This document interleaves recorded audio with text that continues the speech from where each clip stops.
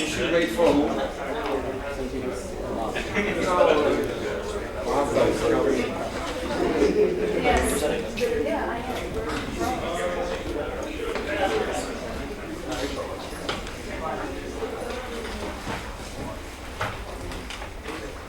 So good afternoon. I hope you are not too tired after those 3 half days of presentations.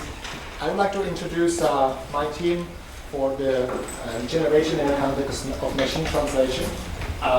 We have the senior members, both the regular members and 2 associate members, down here they are in one door. We have graduate students and our undergraduate students, and also we got help from our students from Charles University. And of course, in the pre-workshop phase, there were many people who actually worked on the tools we are using during this workshop. So what was the overall goal of the project? So the name of the project is generation. So the goal was to generate plain English, meaning in a linear surface form, in the normally human form. And we wanted to start with something we call the declogrammatic representation, which is a half syntactic, half semantic representation of sentence structure and sentence meaning. And such a representation might give us some advantage, we think, in, for example, machine translation, but actually in other applications as well, such as question answering or summarization or some other applications that actually have to go all the way to the meaning or something that's close to the meaning of the sentence. And as usual, we also wanted to evaluate the results and compare them to some other systems. So before we start talking about how we did it, let me show a couple of slides about what the declogrammatic representation of a sentence is, because that's something new, and it is based on a theory that has been worked on in Prague for more than 30, maybe 40 years, and it's also known in the West by Melchuk works from the 80s. So I think people are familiar with that.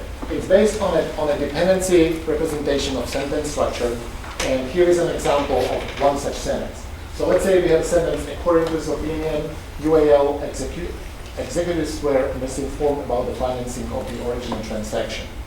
Now, if you look at the structure of the sentence on the left, you see that some words from the sentence are missing, and these are what are normally called function words, and maybe some more as well. So this is considered to be a preposition, and that's not in the structure. It was actually replaced by the function label that says criterion, so according to something.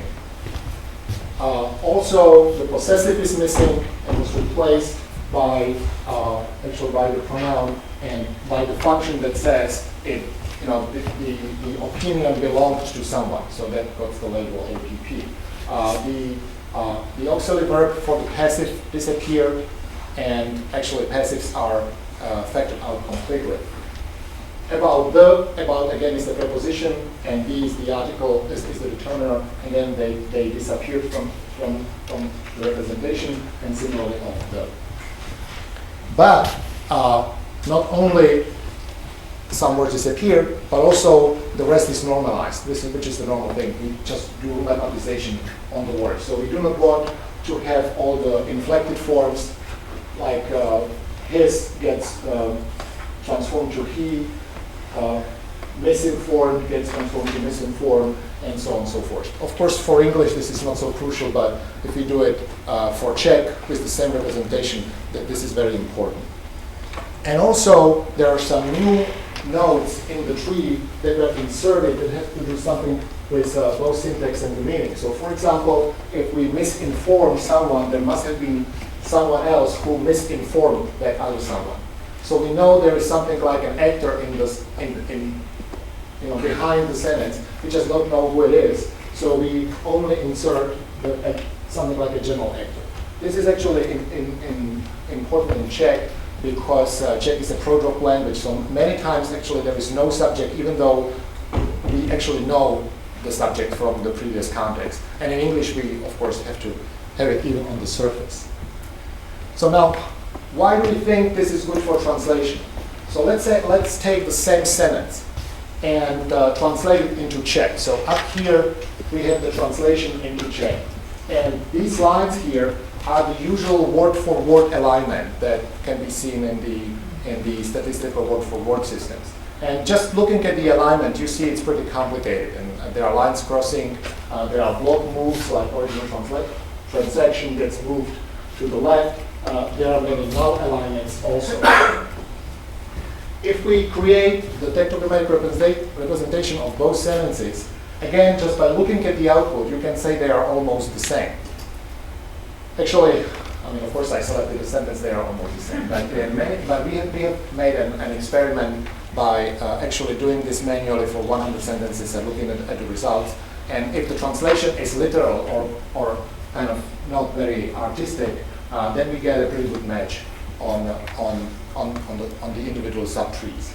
So that's why we thought it might be an advantage to actually do the translation based on these structures. The only difference here is that missing form is actually translated by 2 words, and this cannot be attributed to any kind of semantic function. This is really the translation problem. Can I ask you a question? Yeah. Who translated it into Czech? We had a team of 10 people who were actually translating the Wall Street Journal. And they didn't know about your purpose? No. They just... Because obviously you can translate this sentence so in that many it aligns much better. Yes. And it's still very good Czech. Yes, it is. I mean, they were actually instructed not to be very liberal in the translation.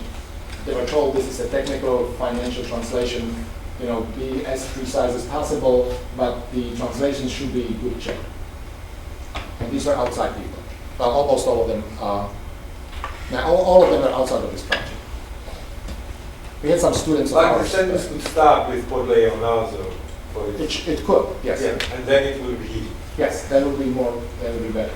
But we will still get these null alignments because of the different words in the version.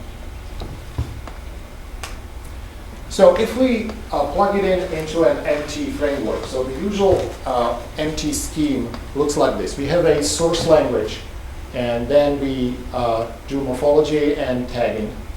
Then we do parsing into some kind of trees. Then in this scenario, we also have to do an additional step going from the parse trees to the tectogrammatical trees. And then we can do the machine translation transfer. And then, of course, we have to do the generation part. And we have to go back to the surface trees. Then we have to do things like word order, punctuation, and finally, the morphology, even for each. So this is the usual scenario. Now, if you look at the picture, you see that at many places, the data structures that are used are trees. They might be different trees of a different shape, but still they are trees. For the workshop, this is the part that we were interested in. So it's the generation. But of course, if we want to test it within the machine translation framework, we also need to enhance these 2 parts that were only very minimal at the beginning of the workshop. We had something running, but it was not that great. Now, concerning the trees, we are dealing with 2 types of trees. One of them I just described, these are the tectogrammatical trees, and these are the input to the generation system. But there are also other trees on the way, and we call them AR trees, or analytic representation trees. And you can imagine those trees as the dependency variants of the parse trees. It's just slightly different labeling, and of course no non-terminals. Dependency variants, did you say? Yeah, like there is, under certain circumstances, there is a mapping between a dependency tree and a parse tree. If you don't care about the non-terminals, if you specify whether the structure should be flat or binary or what, and you can do it. And that's how we do check parsing actually. So what did we have at the beginning of the workshop? We had a check tagger and lots of other tools, and specifically we had a check parser that has been developed in '98 and enhanced since then by using more data and enhancing the output of the parser. So I think we were getting like 84% dependency accuracy on that part. So that means going from plain check to the analytic representation check. And then we also had, for the translation part, the GISA system developed here in '99, and the new ISI decoder that came out like this year, earlier this year, or maybe last fall, but the working version really got only a couple of months before the workshop. And then, of course, we had some data resources that either were existing or were developed specifically for this workshop. So first of all, we had the pen tree bank, and we have developed tools to convert the pen tree bank into the tetragrammatic representation, and we will talk more about that because that was part of the workshop. And we also had about 11,000 sentences translated from the Wall Street Journal. So the purpose of that was that the pen tree bank Wall Street Journal is manually analyzed, so that if we have the translation, we have training data for training of the manual annotations on the English side. And then, of course, for the Czech side, we also had the dependency tree bank version 1 that was finished last year, which is quite a large resource. And we also had about 15,000 sentences of the version 2 that's now being created, and that gave us additional material that's manually annotated on the tetragrammatical level. And of course, then we had lots of more on the way. Now, the last point of the introduction is how we evaluated the system. Now, when we deal with plain English output, this is always difficult to evaluate because there are many good translations, as Fred mentioned, actually. So one way to do it is to have some subjective evaluation, and machine translation systems have been evaluated in the past using the subjective measures. But we felt that since now we have the blue metric developed by IBM, by Kishore, who's here, we could use that as an automated measure. So what is the blue metric shortly? It gives every sentence a score between 0 and 1.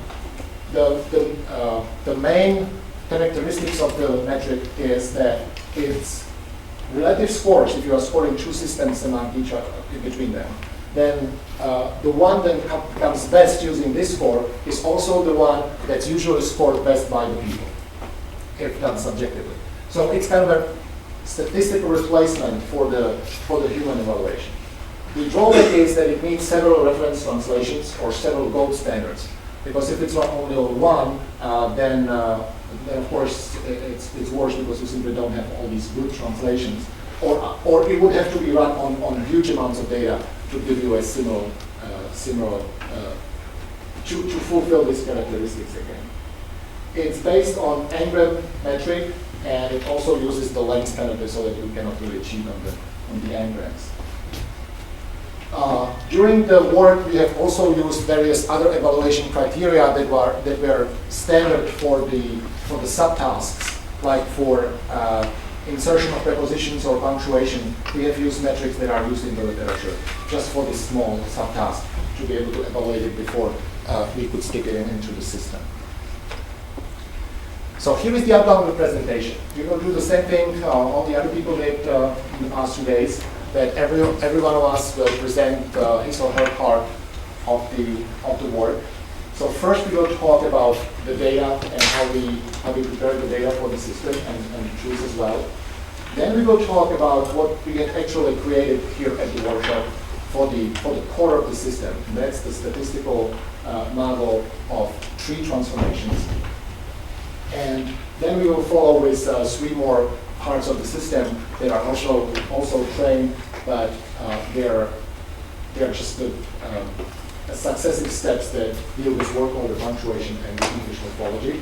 And then we had, for comparison, another totally different system that was built by Drago, and that uses existing tools for natural language generation. And this was done for comparison. How well can we do against existing systems? How much they have to be adapted to deal with the type of representation we have chosen. Then I will present the evaluation and some of the results and what we have actually done and what we have not done. And after the break, we will hear the 2 student proposals and conclusions at the end. So, the first thing we will talk about is the preparation of the data. So remember, we are doing this part of the system. That's the generation. So at the beginning, we needed some data, which will be English in the tetragrammatic representation. And Martin will tell us how this was done. Thank you. So the systems and their inputs. We had two parallel systems. The first was statistical, the other was hybrid. Both outputted into English linear surface form. And then we had four options of input. The first was automatically created English pictogrammatical representation. The second option was manually created English TR. The third input was automatically created English TR improved by information from ProBank. And the fourth option represents the full transfer, like transfer from Czech to English. That's why we call it Chenglish. Okay, so now a few words about each track. So this is how we obtain the automatic tetragrammatic representation for English. We started from pen feedback 3, then we used Jason Eisner's code to find heads in pension bank. Then we applied some modifications to handle coordinations and oppositions. Then we applied the lemmatization tool. Every word in pension bank is now unique, global unique ID. And we developed two scripts. One script converted this data into analytic representation, and the other script converted the data into tetragrammatic representation. It was done by Ivona Kučerová and Zdeněk Žabokrsky. So this is how we obtain the English TR data.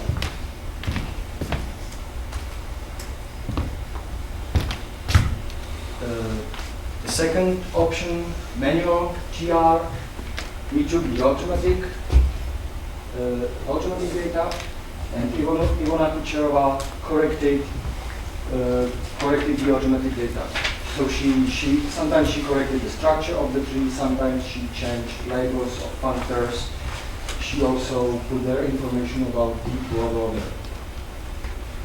This was manual English TR. Option 3. It starts from automatic TR data and tried to look into ProBank for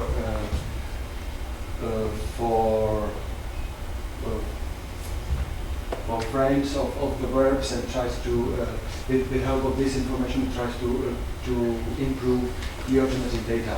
So Owen will talk about it in more detail. And now the last option, Czech to English transfer. So we start with the Czech plain text. We apply tagging, lemmatization tools, parser into AR, and conversion into TR. And this conversion is automatic, or this is the AR is DR? AR to TR is in 2 steps, or in fact 3 steps. The first step is it applies rules written by linguists how to convert AR to TR. Then the second step is looking into valency dictionary to fill the frames for verbs. And then there is a C45 to statistical to complete not yet filled labels, functors. And the chance. So it's automatic. It's automatic. It's automatic from here to here. I see. And the transfer. So we took the Czech tetragrammatic tree and replaced tetragrammatical lemmas using the information from Czech to English word-to-word dictionary, which was trained, which was tribalistic because it was trained trained by PISA on Paul Corpus. So we have also the information about the translation problem. So this is the fourth input type. So just small picture how we obtain the word-to-word translation dictionary. There are several Czech English dictionaries available mostly on web. So we collected them, put them together, and we wanted to filter out bad translation because some way people can introduce their own translation here on the web. So we looked into big several hundred million words monolingual English corpus, and we filtered out the words, the translation with low frequencies. Then we applied Czech part of speech tagging. This information helped us to disambiguate the English part of speech tagging, mostly the ambiguity between verbs and nouns. And we put this word-to-word translation dictionary and Czech English part Petri Bank corpus into Visa training tool, and the result was the Czech English dictionary for our transfer. This is the example of our transfer dictionary. On the left-hand side there is a Czech entry, part of speech. On the right-hand side there is English translation, part of speech and probability. On the last row there is example of 1 to 2 translation, full stop, and this add character denotes that it's the head of this phrase. So this is the information we keep in our translation dictionary. We implemented 1 to 2, 1 to 2 and 1 to 1 translations. We didn't implement it 2 to 1 yet. For multiple translations choice, we have tagged for its representation, but on this workshop we used only the most probable translation choice. So this was about the transfer. Thank you for your attention.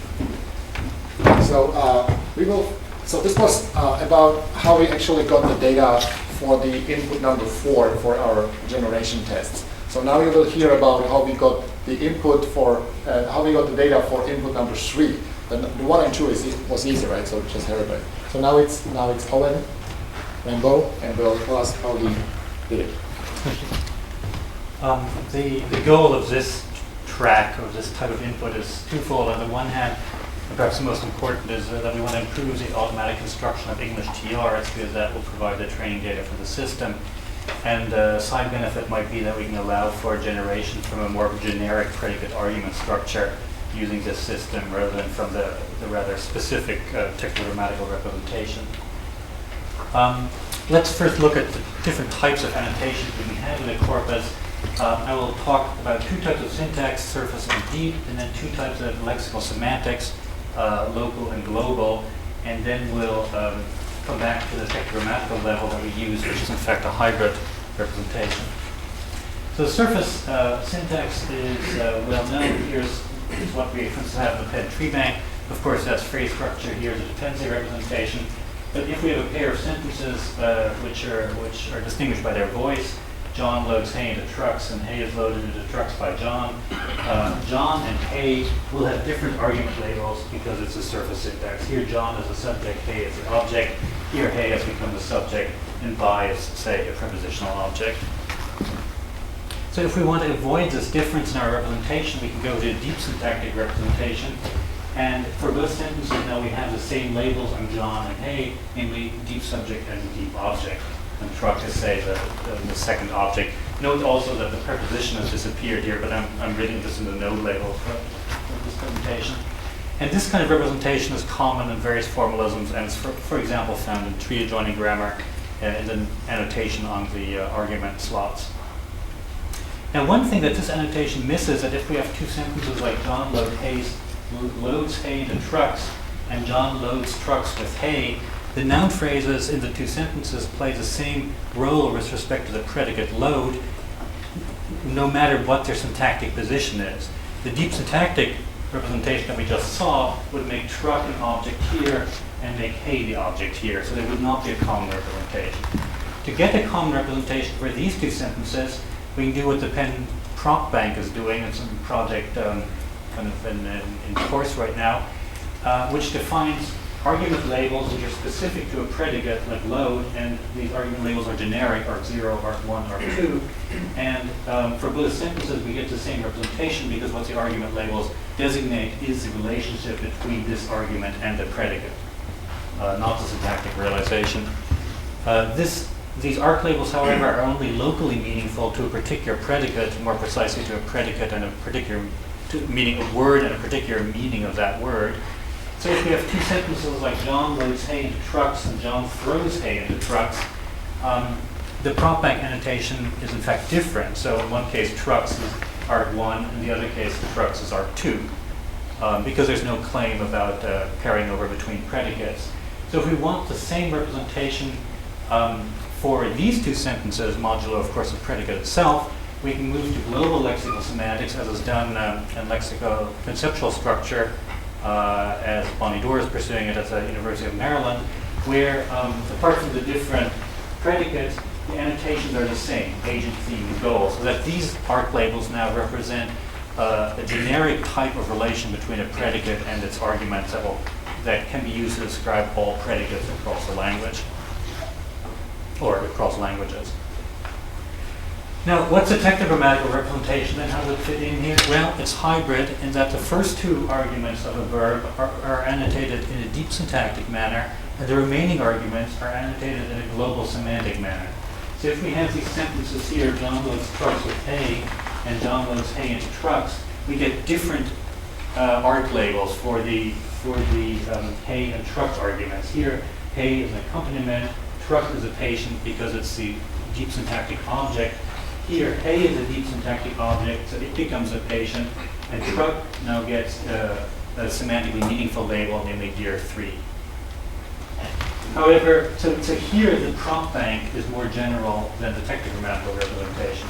If you look at this pair of sentences, John loads hay into trucks and John throws hay into trucks, because here hay and John have the same deep syntactic representation in the two sentences, they have the same arc labels, and furthermore, because truck has the same semantic relation to the predicate in both sentences, and it's not one of the first two arguments of the verb, truck also has the same label here, namely dear 3. So for this pair of sentences, the technogrammatical representation is more general than the prop bank. Now let me come back to this question again that Jan already aborted. Why should we use a technogrammatical representation? So one point is that the replacing the function words by arc labels makes the transfer easy because the choice of realization of arc labels is target language dependent. But why would we want to use a hybrid representation? Well, the idea here is that the deep syntactic labels for the first two arguments are useful because the realization of the first two arguments is more likely to be verb specific rather than argument specific. Whereas a global semantic labeling of the remaining arguments is useful because those realizations are more likely to be specific to the argument rather than to the verb, because these are typically arguments which also could be adjuncts and can be found on many different verbs in the same way, whereas these realizations are very verb specific. Discriminate against, consist of, and so on. Now, what resources do we have available? Well, as you move from the surface down to deep levels of representation, resources become scarcer and of lower quality. So with the surface syntax, we have the Penn tree bank corpus, of course, which is hand created and crucially checked, by which I mean that it was there was a rigorous coding manual in place, and the adherence of the hand coding to this coding manual was verified in a separate step. Deep syntax can be derived automatically from the surface syntax. Local semantics is this project underway currently that I mentioned, the prop bank. It is also hand created and hand checked. In addition to the actual corpus, there's also a separate frame lexicon which records the decisions made about the annotation of the prop bank.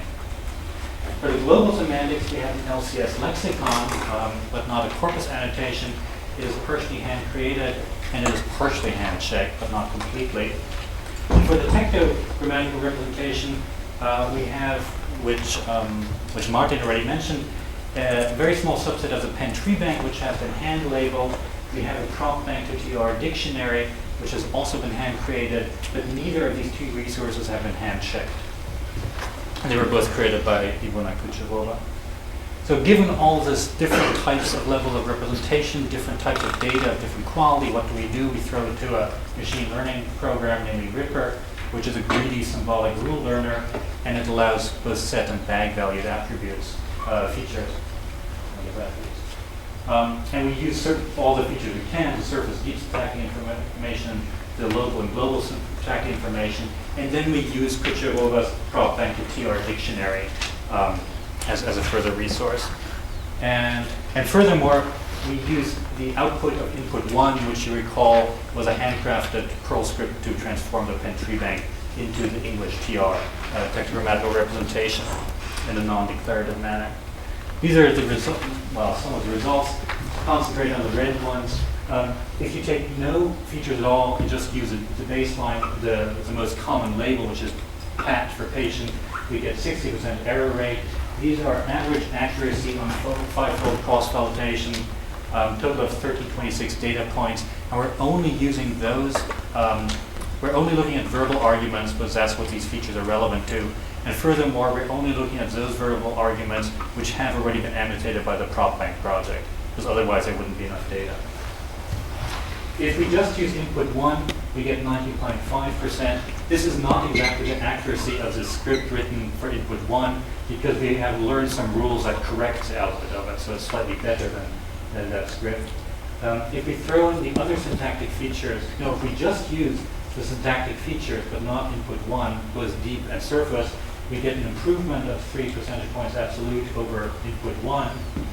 And then various combinations will serve various things. But at the end, if we just use the dictionary that Ilona Kucherova created and throw in all of the syntactic features we have, surface, deep, and the handwritten Perl script, we get a further improvement of 2%. Now notice that this prop bank to TR dictionary, of course, uses the prop bank entries. So the prop bank is a crucial level of annotation that allows us to use this resource here. So in summary, what have we found? Machine learning can improve on handwritten conversion rules, which is what we've been calling input 1. The prop bank was crucial in this endeavor, and the best result for using this handwritten conversion dictionary. And in future work, we want to use a prop bank to LCS dictionary, which was hand created during the course of the workshop, but we didn't get around to actually using it in a similar way. Thanks. So now, when we are through the data preparation phase, so to speak, we will start talking about the statistical system that has been developed at this workshop. And I would like to ask Jason to tell us the basic story. You have this section first, right? Yeah, actually, I will talk about that.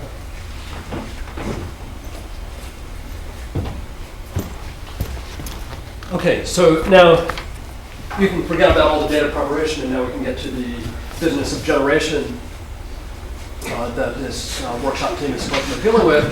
Although, in fact, the methods that I'm about to describe are useful in other places. For example, General Penn also used them over here for mapping, and we may also use the tool over here in the future. Okay, so I'm Jason Eisner.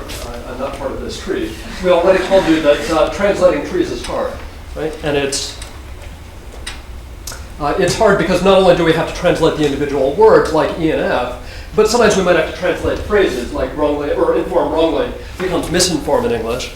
And we'd like to learn this 2-to-1 mapping, or maybe we can get it from a dictionary. We also have these 0-to-1 mappings where we have to insert function words. There's other stuff we have to learn, like 1-to-2 mappings, 2-to-0, and so forth. And there might be local rearrangements, for example, head switching. So these are the local rearrangements, but let's focus first on the global picture. How are we going to translate trees? Okay, well, we want to do this statistically, which means that we want to have a model of tree pairs. And I'm going to use this schematic example throughout, even though our data don't look anything like this, because you probably don't want to learn Czech in this short time that we have together. The girl kissed her kitty cat on one side, and let's suppose that our model of tree pairs learns to paraphrase this as the girl gave a kiss to her cat. So we're mainly interested in pairs which are TR and AR because we're interested in mapping from deep to surface representation, or maybe the other way around, either within a language or across languages, but the techniques are general enough to be able to handle examples like this. So our team has lots of tree pairs, right? And you've heard about how much effort we went to get those tree pairs, or how much effort Jan's colleagues in Prague went to for the work done before the workshop. About that. Sorry? I thought we were supposed to forget about that. You are.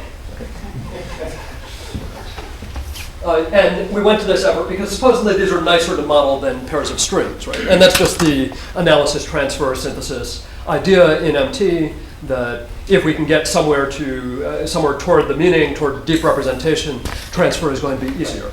And that's why we built these. So we want to model the translation from Czech to English as a parse of the Czech followed by a sequence of tree transductions, right? And this tool handles one of these transductions. You could train several copies of it to get the other transductions. So we've got lots of training pairs of trees, and we want to know which Czech trees went with which English trees in the training, which means we want to learn the parameters of a joint model. Okay. Joint probability of tree 1 and tree 2, parameterized by some theta. That's training. So given T1 and T2, we want to find the theta which maximizes the probability, or something like that. But decoding, we're only given T1, and we need to figure out which T2 is most likely to go with it, given the parameters, which we learned at the training step. Of course, there's a horrible sparse data problem. We can't just say, well, last time we saw this sentence or this tree, what did it translate as? Because we've probably never seen that tree before. Okay, so we need some fancy model which is able to look at the structure of the tree, break it down somehow. And what does such a model look like? Well, it's going to be a joint model. It's probably wise to use a noisy channel form. So you've got probability of the output times the probability that you would have gotten this input if that were the correct output. This is good for the usual reason that having a noisy channel model is good. You get a language model. In this case, it's a model of trees rather than strings. And we can train this on zillions of individual output trees. For example, pen tree bank or lightly processed pen tree bank to get AR trees, so that we can learn, for example, which verbs take which prepositions. Right? So we can use lots of data for that. We need a language model for the usual reason, to save us from the fact that we don't have very much data for the channel model, so that we get nice English anyway, because the channel model has to be trained on pairs of trees, right, of which we have a smaller number. You don't have to do it all by training. You can also take advantage in your model of, for example, English to Czech dictionaries. But using a noisy channel model isn't required by the rest of what I'm going to say. Any joint model will do, whether it has this form or not. Okay, so we also want this model and its details to probably know something about words. Okay, some kind of correspondence between words. Okay. And we want to learn this correspondence using EM alignment. Maybe we seed with a dictionary, but we want to be able to consider different alignments between words and figure out which ones are best under re-estimation. So this is a good alignment. This is a bad alignment. Just happens to be a bad alignment. Okay. And so our model actually has to consider the alignment when judging whether the pair of trees is a good pair. It's joint probability of the two trees under some alignment. Okay. So the reason the alignment has to be complicated, and I know I've said this before, is that the correspondence isn't one-to-one. Okay? Kiss maps to gave a kiss. Kitty cat is going to map to cat. And we have to be able to map nothing at all to insert to. Because the AR representation doesn't have, the TR representation doesn't have function words like prepositions and determiners. We have to insert them. Yeah, Bill? When you say bad alignment, low probability? I mean low probability alignment, yeah. At least we would like our parameters to be such that it's low probability because it didn't look very nice. And the other reason A has to be complicated is, of course, we're not just interested in mapping a bag of words to a bag of words, like the low-numbered IBM models. We also want to model the word order, and in fact the topology, knowing which words modify which other words, because we're translating trees to trees. Okay, so grammars are good at this stuff, right? A grammar is just the name of something that knows the ways in which you can combine words or phrases into a big tree. So there are lots of grammar formalisms out there, and I'll work up to the right formalism, the one that we think is right. But let's start with something that you all know, which is context-free grammar. So if we want to start generating a sentence in CFG, we start with S, and we might expand S as S goes to NPVP. Now those little holes there still need to be filled. We need to expand NP, for example, as det N, and VP, for example, as VNP, and so forth. So you all know how context-free grammar works. Something that we tend to do nowadays is to augment the non-terminals with head words so that we can get more dependence between the trees. So we choose here that this S is going to be having a main verb of kissed, and it comes along with the NP and VP. The VP receives the head word as the head child. Now we can fill in the NP in the same way, specifically choosing girl at that time. And because the word here is kissed, that affects how we expand kissed. Kissed is transitive, which means that it's going to expand with an NP object. And so forth. These cartoons brought to you by the National Science Foundation, or another fine funding agency sitting near you. So notice that we've built up the big tree here from a bunch of little trees. People who work on these kinds of grammars sometimes refer to this as a derived tree and these as elementary trees, but I'll just talk about the big tree and little trees.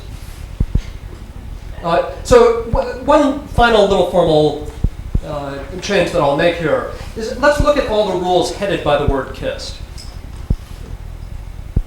A reasonable thing to do is to say if we merge all of these, instead of generating those 4 rules in 4 separate steps, if we just generate this all in one chunk, that's a very natural chunk. This is just showing essentially the dependency frame of kissed. So there's room, one of these little holes, right, to insert the subject and room to insert the object. And what we have now is lexicalized tree substitution grammar. So here's the cartoon. We just pick kissed, and we get the whole frame at once. Now we can fill in the subject and its determiner, and we can fill in the object and its determiner. So now we built the big tree from a bunch of little trees. As before, they're just chunkier. Of course, in our data, we don't know that this is the right breakdown. All we get is a tree like this. The good folks in Prague didn't tell us this was the way to break this down.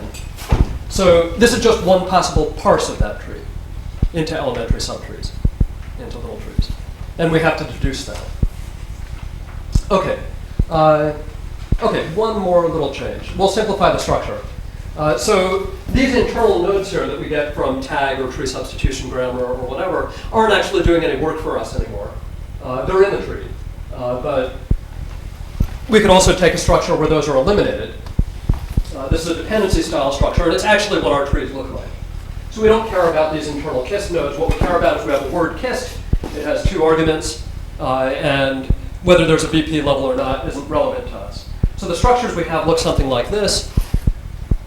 We can also do it this way. This is a little more like a TR representation, where instead of saying there are 2 NPs, it's a little deeper. We say this is the subject, or maybe the agent, the object, or maybe the patient. Jason, And now at every node, we have a word. That's the they difference. are doing something for you, right? They're giving you the word order. Actually, there's no word order in the trees that this is currently running on. That's what I'm As it saying. So happens. when you crossed out that little thing and promoted kissed all the way to the top, now you don't know where to put kissed in the surface. Yeah, so there's 2 answers. One is the tectogrammatic trees actually are, the children are ordered with respect to the root as well as with respect to each other. For the trees that we have here. Now, in fact, the deep let's see. So the tool is able to take order into account. At the moment, it's supposed to ignore the order, so it produces unordered trees, and the order is handled by a later stage. But that is eventually going to get merged together. So this will produce the word order. Okay, so it looks like this.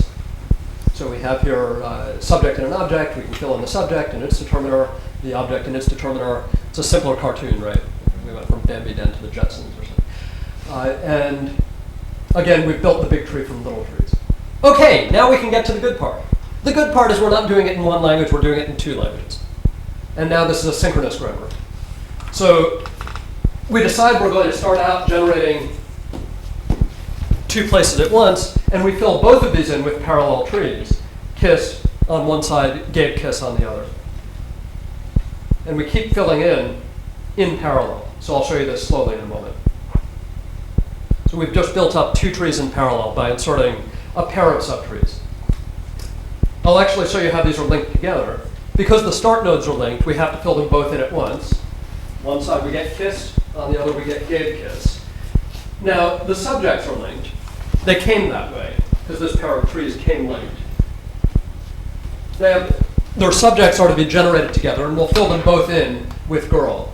And we can fill in the determiner for both girls. This determiner isn't actually linked to anything, because we have gave a kiss, and there's nothing that corresponds to the in kissed. So this gets filled in by itself. But the two objects are linked. Now what's going to happen with the objects? Well, it's a little funny, because this is actually asking for a PP. And this is asking for a noun phrase. So we have to do something. What we'll do is we'll insert a word only on one side. So we've added a new word, too, which is looking for an NP. And we haven't added anything there. That was just another empty node. I'll show you that again. Now, this NP and this object are linked. So now they both want noun phrases, and now we can fill them in together. And the determiner, and we're done. Yeah, Martha. So how do you know to add two rather than some other conditions? Well, if you had a handwritten grammar, oh, I'm sorry, how do you know to add two? The model, let's see, right, so this two can be conditioned on gave. Right. It's a stochastic choice. It's a stochastic choice. So the way I actually drew things, you don't know to add two rather than something else. Okay, because the way I drew things, sorry, the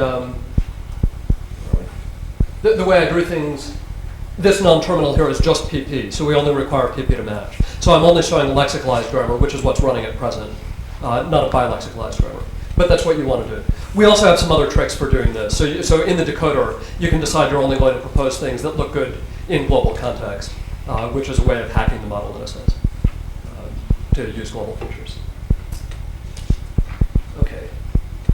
So now we've built up this pair of big trees from a set of pairs of little trees. Okay. And those little trees are actually linked together. So for example, kissed maps to gave kiss, with the roles, with the frontier nodes aligned. Kitty cat maps to cat. And this one is the interesting one, right, where this is a 0 to 1 mapping. We inserted a word on the right-hand side, but not on the left-hand side. Okay, so I'll say it again. Our aligned big tree pair is built from a set of aligned little tree pairs. And what does that mean for our model? It means that the big model, capital T, is really easy to write in terms of the little model, little t. It's just a product of the little things. We have to divide out by the shared non-terminal as usual. So, for example, this PP here, the choice of this particular elementary tree is conditioned on the fact that we were looking for a PP. But that's strictly analogous to context-free grammars. So why is this a good thing? Okay, well, here is our alignment problem. We want to find, we've got T1 and T2, we want to find the most probable alignment. Here's our decoding problem. We only have T1, and we want to find the T2 that aligns best to it from a set of possible translations. And training, we have T1 and T2, and we want to make them as likely as possible. We want to maximize their joint probability, summing over all possible alignments. So what we can do now is do everything on little trees instead. In order to train and decode a pair of big trees, all we have to do is train and decode, be able to train and decode a pair of little trees. It's a little tricky because we're not told what the correct way is to break up the big tree into little trees, but we can try all possibilities and stitch them together by dynamic programming. So that leads to the following architecture. Up here we have a probability model of little trees. Now, what does that know how to do? Well, it has to be able to tell you, given a pair of little trees, what its probability is. That's what a model does. So we run that on every possible pair of little trees from the two trees that were given in training. And we get a score. And now the trainer is able to see all the possible ways of putting those little trees together, so it can score all possible alignments of the two big trees. Find the inside-outside probabilities. And now we say, okay, so this little tree here, I think this was really good. I'm about 90% sure that was in the correct alignment because it fits so well with all of the other trees around it. Okay, and so we can feed back a count of 0.9 into the model, which in addition to knowing how to score trees, also knows how to update its parameters if we tell it we've observed this particular tree 0.9 of a time. Just inside outside. And then we can feed that back, the updated parameters back into the scoring model, and now we have an inside-outside expectation maximization algorithm. How about decoding?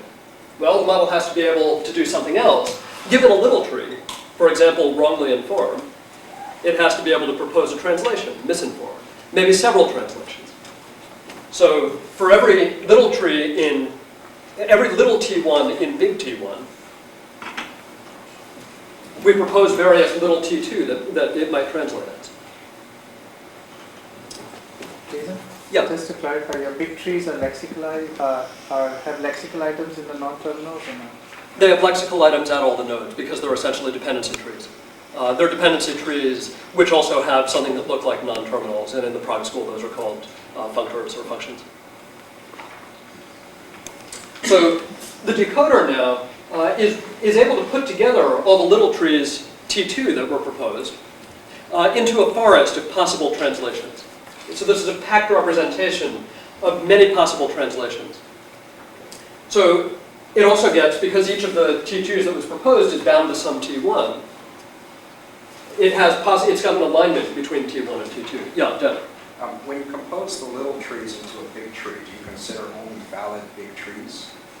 Yes. So the little trees are not independent. The little trees depend on each other through their non-terminals, which could be enriched with Edwards.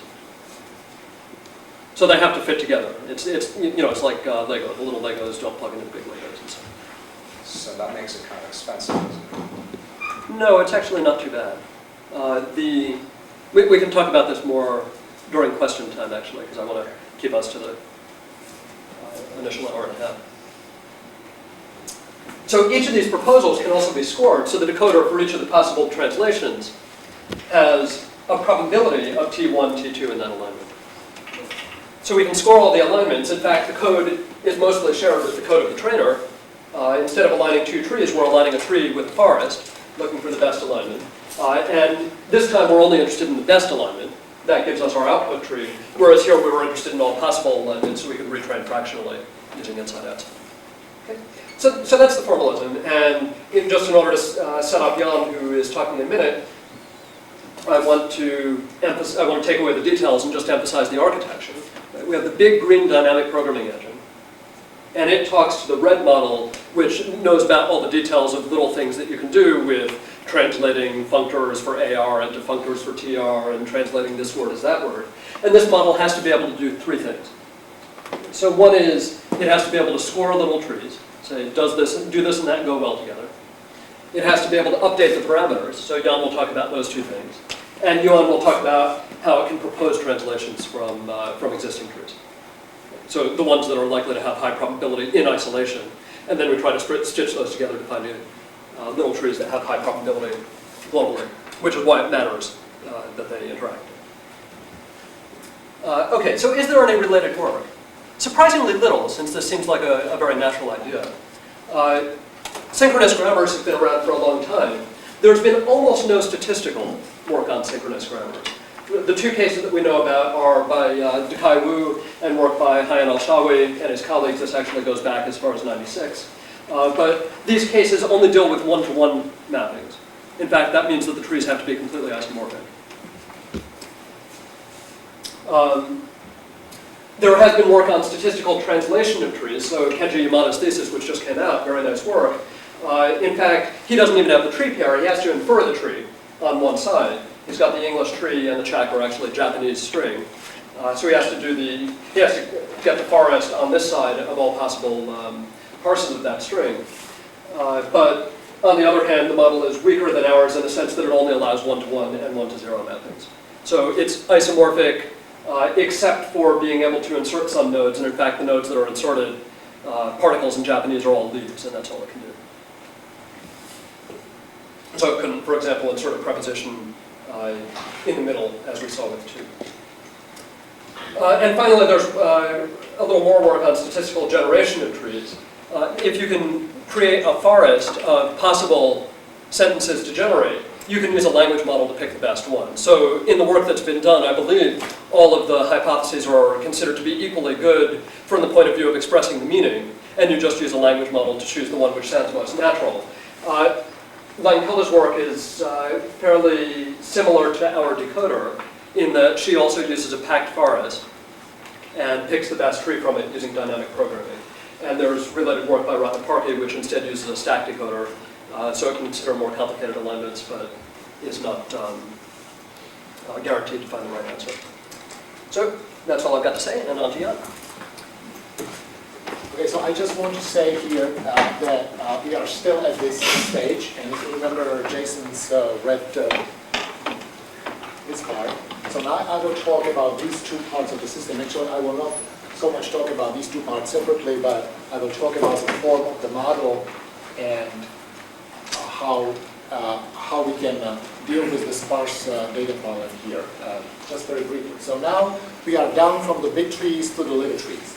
So as an example, we have a little tree which is actually just a single node with two possible continuations that's aligned with two internal nodes that together have three possible continuations. And the continuations are linked or aligned between themselves.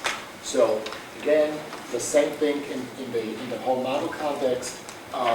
We have to provide the probability for such two little trees. We also have to be able to store the probability in the training case. So here is what we have done at this workshop. So first of all, there is the base form of the model, which is the full instantiation of the two little trees. And for the full instantiation, we use on the dectogrammatical level the lemma, the dectogrammatical grammatines or grammatical functions such as plural, but for verbs it would be cans or aspect. We use the function, which is the patient here. For the analytic trees, for the surface trees, we again use the lemma. We use the part-of-speech tag. This is the Worcester Journal part-of-speech tag. And we use the surface function, which is an object here. And of course, we use the alignment. I don't show the conditioning on the non-terminals. First, because it's all the same everywhere, and also second, because we didn't actually use it at this workshop, so we only had one non-terminal everywhere, so everything could go with everything, in a sense. Now, this is of course still too detailed for the model to work well, because this is only for the one-to-one alignment. And I will show how we deal with 0 to 1, 1 to 0 later, but definitely this is not enough. When we actually ran the system, we only got a match. I mean, we had a little training data, but we only got a match like in 1 out of 8 cases with the full model. So here it's assumed that the structure of the two trees is identical. Is that right? This assumes that we have one node going to one node. I know, but what about the looks of what about the structure of the tree itself? Well, I mean, we are talking about the small trees. So here we have actually very elementary trees, just one node. Look at the title of the slide. He's just showing you the case for one-to-one to keep things simple. So in one-to-one, the tree has two branches on the left-hand side. And, no. The big tree might be different. This is just one of the elementary. I know. He's asking about the frontier nodes, actually. Oh, I see that. Well, this is kind of hidden here because these two nodes, these are only two nodes. They can have two or three or. This is just an example where you happen to have 3 green things and 3 purple things. That you could have 6 purple things, for example. Yes. Well, if we have two nodes on the right-hand side, then we would have 6 things. I will show it on the next slide. But just go on, back to the picture of the elementary tree. Right. So there are two probabilities there, right? Namely that the elementary tree on the left goes into the elementary tree on the right, and then that the subject goes into noun phrase and object, etc. No, actually, in the full model. What's the full process of? No, in the full model, this is part of the probability. So we define what the alignment of the frontier node is. Like it's that the first one goes to the first one, the second one goes to now, the third one goes to something, and then there is a now going to the fifth one. And this is part of the model. But the right tree looked different than the left tree. I mean, yes. It had an extension, so where is that? So here where is the fact that it goes like this? We have 2 frontier nodes on the left-hand side. Okay. And 3 nodes here. And the first one on the left is aligned with the first one here. Right. And the second one here is aligned with the third one here. And the second one is aligned with now. And where is the fact that the second tree has these two levels? Well, that's inside the tree. I'm not showing 1 to 2 alignment. That would be a different probability distribution for the 1 to 2 case. There's a parameter for it. Huh? There's a parameter for it. It wasn't on the slide because he was showing That's 111. part of actually the alignment on the next I mean, slide. I understand it, given the two trees, I understand the mapping. But how do we generate that these two trees go together? Well, we get them from the data No, in the training. But this is only one piece, isn't it? Yes, this is This is just the subject node to the empty node of the tree, right? right. It's just one little piece of what you're trying to Well, this probably is call yes. structure. This is the little tree. Okay. Well, we can Okay.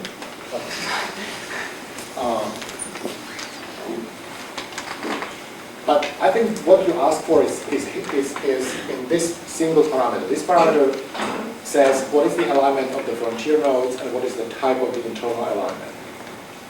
Whether it's 1 to 2, 2 to 1, whatever it is. Because obviously, if this has to say that it's 1 to 1 alignment, because otherwise we won't be able to use this distribution. If you have 1 to 2, it looks completely differently. But even in the 1 to 1 case, as I said, this is too detailed. So we have to break it down. Now, since we have 6 different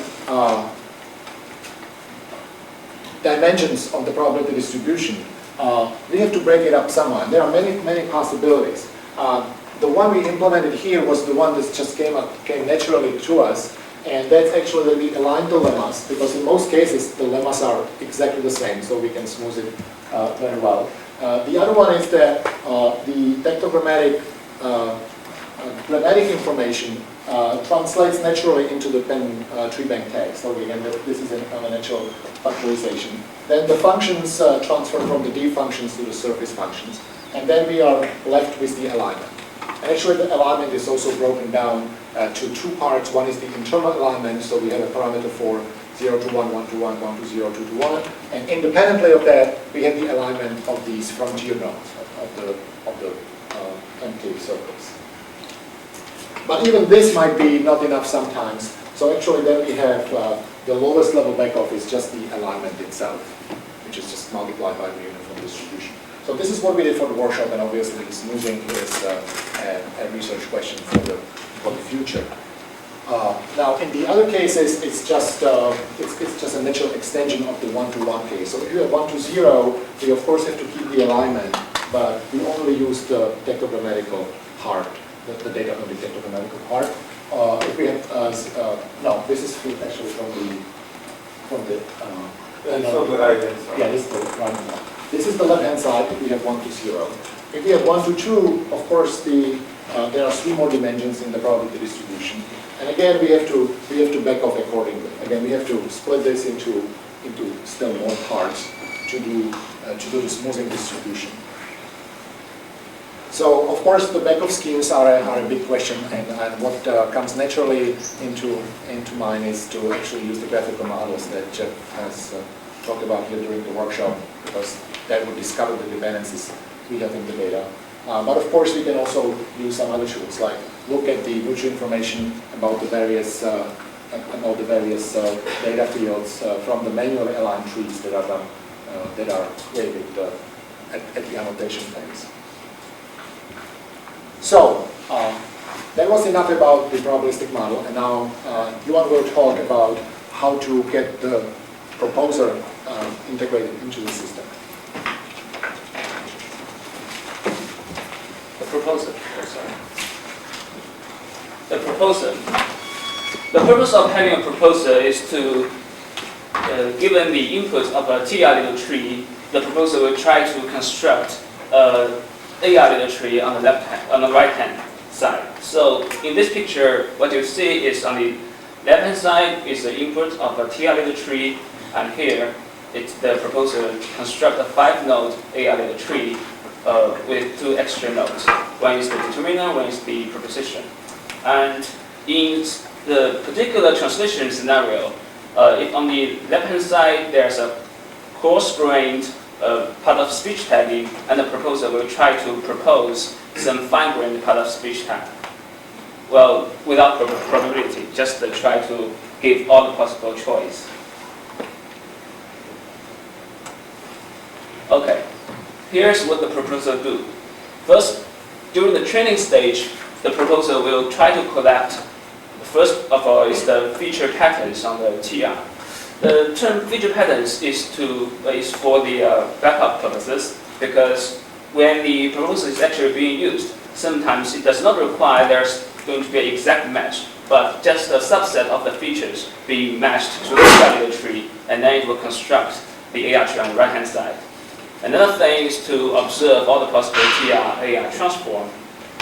And during the decoding phase, when there is an unobserved TR, country implementation will just be try to do some naive mapping onto the AR side. By naive here means just try to generate all possible choice. Here's a diagram of what the proposer do during the training phase. When it observes a TR-AR transform, it will try to populate the two databases here.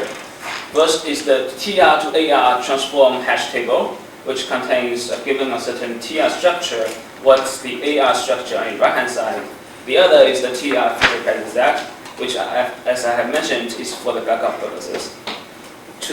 This set contains all the possible combinations of features that have been observed before. Okay, here is a diagram of what the proposer do during the decoding phase. It first gets a TR field TR-AR pair, which is just basically a TR little tree, and then it will look into the TR feature pattern set and try to fuse the features with the values in the TR little tree. And then this will generate a query, which is a key for the hash table, and we'll look into the hash table, transform hash table. If this key can be found, then retrieve all the data and construct the AR tree using the observed transform. And if not, just try to construct the AR tree naively. And now let's walk through an example. Here is input TR little tree, which has two nodes, secretary, state. Here is a functor called app.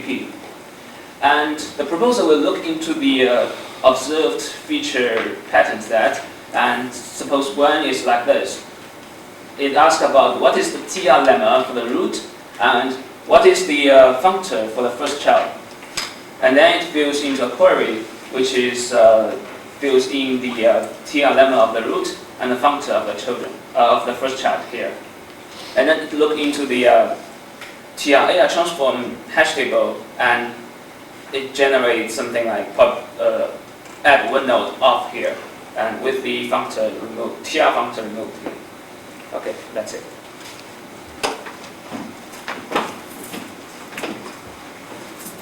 So this was about the proposer, and now as we said very briefly during Jason's talk, we can actually take advantage of the global tree structure as well, not only looking at the little trees. And that can be done by some set of classifiers that run before the decoder actually starts its work. And we have tried to do one of them for insertion of prepositions, but also Terry will talk about what he did in the evaluation phase. So, Okay. Well, just to recap, the way the decoder works is that it's going to take a TR little tree and send it over to this proposer that Yuan was talking about. And then the proposer will just try to think of some AR trees that it can return to the decoder. The problem is that if it returns too many of these little AR trees, the whole system will run too slowly. And also, since it only gets this TR little tree, it only has a limited amount of context to use when it's making these decisions on what kind of proposals to return. Just as Yang was just talking about, we actually have the entire TR tree available to us at the time of the decoding. And so as a pre-processing step, we can just go through the entire tree using as much context as we like, and label additional information on each node of the TR tree. And then we can use a lookup just into this pre-labeled tree to get more information and make a more concise proposal. So the way I worked this was I had a C50 decision tree, and the labels it assigned were labels like nothing or insert of, to just specify insertions with prepositions or not doing anything at all. And so, for example, if you had a bit of TR that was talk with a dependent Jane, you might label this as insert to, meaning that the desired AR fragment would be talk to Jane. The training data for this C50 tree was the input 1 data, which is automatic English TR, and specifically it has the TR functor and part of speech tag on the node being classified, and also just some of the surrounding nodes like the governor, left brother, right brother, leftmost child, and rightmost child. In addition, it has the TR lemma of the governor node. Okay, and so we had to do a little bit of processing on the input to the decision tree to make things work better. I guess after a little while using the decision tree, we discovered that there are some instances in the TR tree where we have to ignore nodes. For instance, if we look at the sentence, fly to Baltimore and from Boston, the AR for this is going to look something like this. And let's say we're looking at the node Baltimore. In the TR tree, that has to be classified as insert to. But if you look at the TR tree, the governor of Baltimore is and. So if you just look directly at the governor, we're not going to get much information about which preposition to insert, because and doesn't really have any specificity. If we look one beyond and we look at fly, that can give us information about which preposition to insert. And so hopefully we can recover this AR more easily.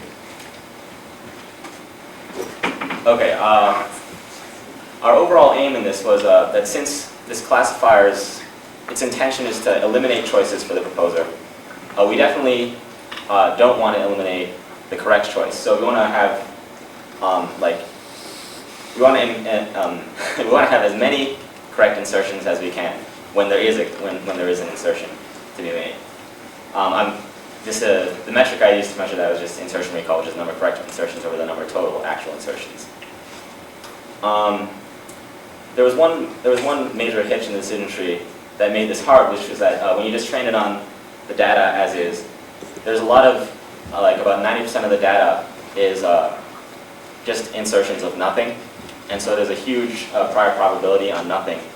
And so when C50 is training the tree, if it's got some kind of uncertainty, it'll usually choose nothing over inserting a preposition. So one thing I tried was to use the misclassification cost to make it much more costly to misclassify a preposition insertion as a nothing than vice versa. Another thing I tried was just removing all the data that didn't have preposition insertions and just training on that. And so it never even knows about nothing. That ended up working pretty well.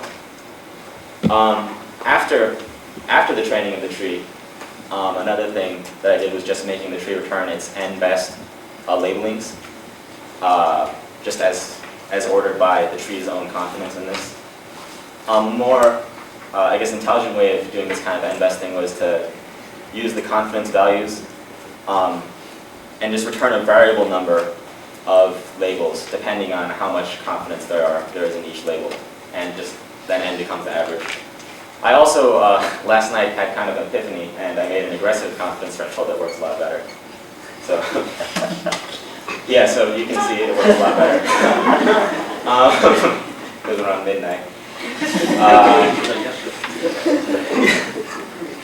So this is the insertion recall on the y-axis.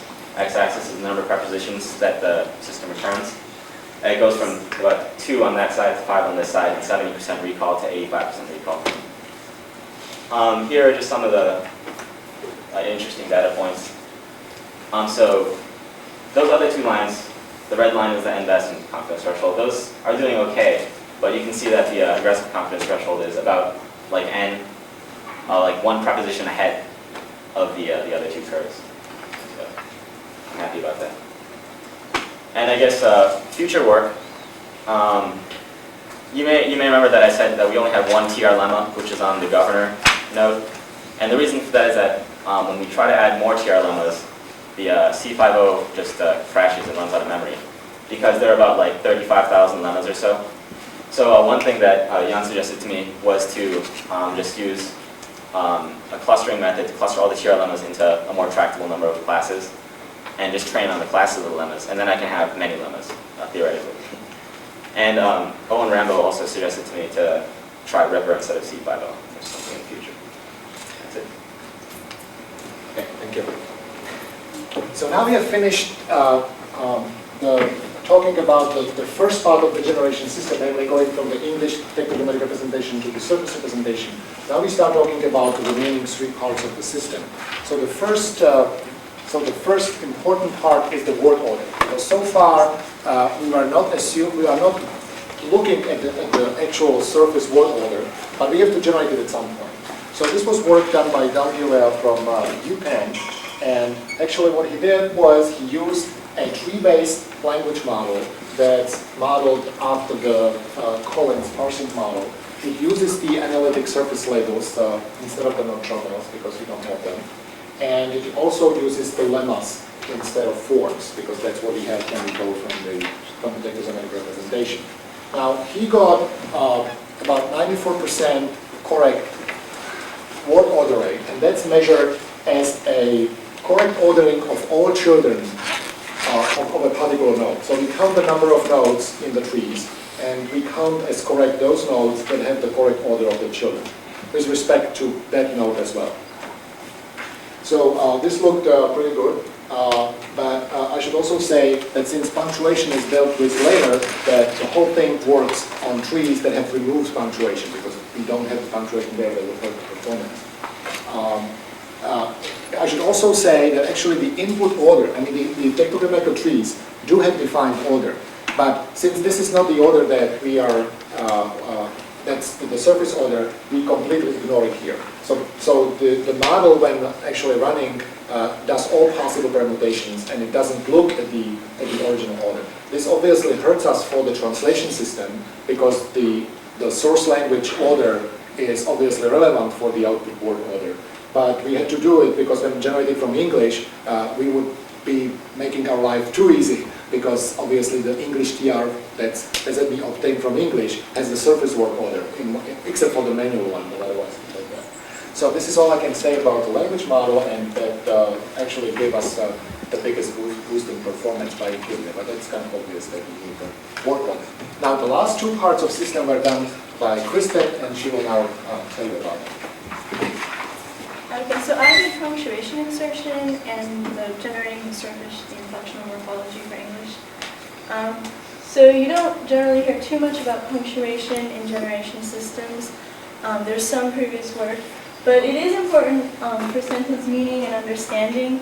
So the reason that this is an issue is that in a tetragrammatic representation there is no punctuation unless it's a governing node, so all punctuation is removed.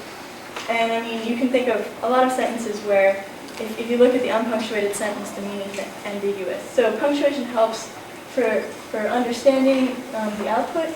Also, Blue generates the score based on n-gram statistics. Commas are the most frequent lemma in Wall Street Journal. So when we miss all of these commas, we're decreasing our Blue score by a lot. Like just removing all of the punctuation from the Wall Street Journal drops our Blue score from 1 to 0.86. So that's like a huge jump. So we want to regain some of these at least. So the reason I focused on commas is because they make up like 95% of the punctuation inside of the sentence. There's some problems because English comma usage is pretty variable according to style and tone or whatever. It varies with the meaning of the sentence, and also it varies a lot, or it relies a lot on quotes, and quotes are also not marked in tetragrammatic representations. So why is this separate when everything else is taken care of in the channel model? Well, sometimes punctuation depends on the surface order. Right now the channel model is unordered. So we want to do the punctuation after the language modeling does the word ordering. So here's an example. Soon, she will realize her mistake. And I've spoken to many people over the past couple of days. Everyone has a different opinion about this.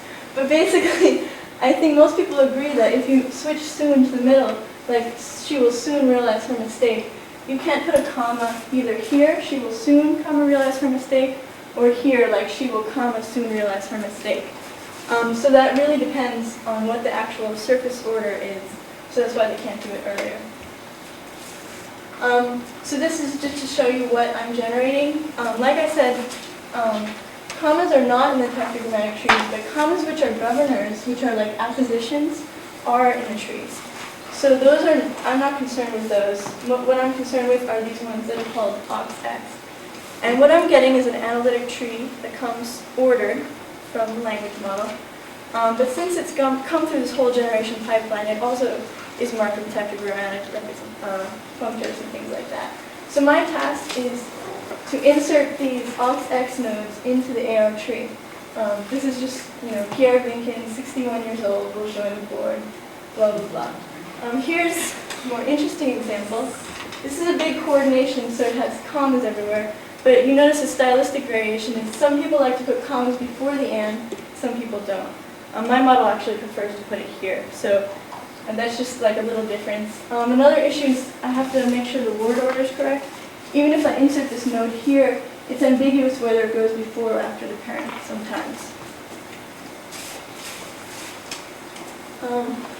So I use a C5 decision tree classifier also. I trained it on 0 to 19 in the Wall Street Journal with no punctuation at all. So it's not getting any clues from quotes or anything like that. Alright, so this stuff the results I'm about to present right now are sort of separate from the generation. I'll talk about it incorporated into the generation pipeline in a second. So the simple, at first, node labels were like no action or insert right. So this node right here would get an insert right label. And the feature vectors I used were like the local features for a node, which is like the analytic function, tetragrammatic function, and part of speech. And I did that for the node and its immediate neighbors. And then I did some work I'm about to talk about in a second. Microsoft showed that like global features like position and sentence and size of lemma and other features are useful also. So this is some previous work. So Bieferman in '98 used a trigram model with a gap insertion penalty to insert commas into the Wall Street Journal. Microsoft people last year did, working on this amalgam system, did two models, a baseline trigram model and a decision tree. And their language model is called amalgam. It also uses syntactic and semantic information. So they're using similar information as we are in our dependency trees. And then finally is my model. Oh, the difference is that Microsoft uses tech manuals and help files, which, well, it's sort of easier to generate commas for them. So the evaluation is sentence accuracy, so which means you have to get every single comma in the sentence exactly equal to what the true comma is. Where, usually, like I said before, there's variations, so possibly there's more than one correct way to write it out with commas, but this is what people use. And also, because of variation, there's no known human upper bound. Like, probably humans can't do this 100% either, but no one really knows what they can do. So the baseline is inserting no commas at all. So, as you can see, the tech manual's baseline is really high compared to the Wall Street Journal baseline. And my baseline is much higher than this Wall Street Journal baseline because we already had these apposition commas in there. So it's really hard to compare these systems. Even though this is generated automatically, it's still generated from the Pentry bank, not automatically parsed. So, I mean, it's hard to say which. At least you can say that structure improves and comma insertion, but it's hard to say exactly which one's better. So the next thing, Also, we inserted into the whole machine generation pipeline, it actually does improve the glue score, so it was successful in that respect. Possible improvements I could do is combine it with a trigram model and get more of the commas correct, and try with other punctuation marks. Microsoft got it to work with colons, but all of the other punctuation marks are really sparse and hard to get it to work with. So another thing I did was just to generate the surface morphology. We had just a morphology dictionary trained on 300 million words, made by Jan Sujin and Cobb. So this was done by using Morphe, which is a finite state analyzer, to generate this big long table, and then we just do a reverse lookup. And the reverse lookup, since we record the frequencies, the reverse lookup can tell like if there's an incorrect country. I mean, this works well for English. The added vocabulary rate is about 1.7, but a lot of the added vocabulary words are correct anyway because they're proper nouns, so they don't even need inflection. Also, English just doesn't have that much morphology, so you're bound to get them right most of the time. Most of the mistakes here were contractions, so if we ignore those mistakes, basically we get a really low error rate. And so it's high accuracy, fast run time. Works well for English, wouldn't work for any like Czech or German or a highly inflectional language like that. But this is what we use.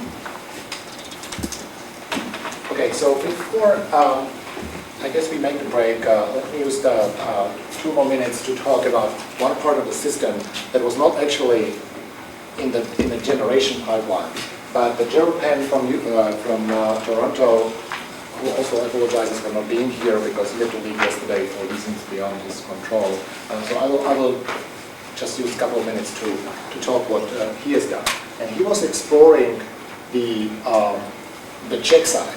As I said, if you want to do the whole system, every component contributes a little bit of error rate to the whole system. So, and in the check parsing side, we had this rule-based system that went from the check surface syntax to the declarative trees, and that was giving us quite a lot of error. So I think the error rate was about more than 25% of the dependencies, which is much worse than the surface error. So he was trying to improve that so that we get a better system overall.